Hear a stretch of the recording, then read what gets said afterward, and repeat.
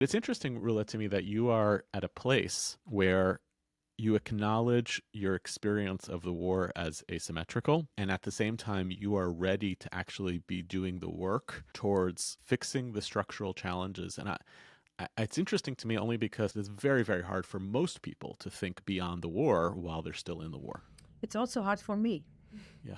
When I speak to Israeli Jews or when I give lectures, I go out from these lectures with lack of hope to the work that I do every day, all the day, in advocating for something different, something positive. But still, because of my very basic position as a Palestinian, I consider it part of taking agency on myself and on my present and future. Someone or some people have to offer an alternative. So this is my responsibility, first of all, toward myself and toward the people that I do care about. And I do care about both people, because being a Palestinian doesn't mean that I don't care personally, morally, ethically for the Israeli Jews. From the very basic position of being a Palestinian and claiming to be the native and the victim over the past couple of decades,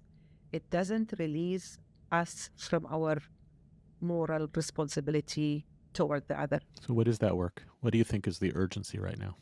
To start changing the whole conversation. Instead of being busy in a conversation about death and about dismantling the other and about continuous endless war and violence, we need to acknowledge the fact that we are two people. If we love each other or if we don't like each other, we need to acknowledge that we will have always differences. We will have two different narratives, but still we can try to imagine a future that can include these two contested narratives.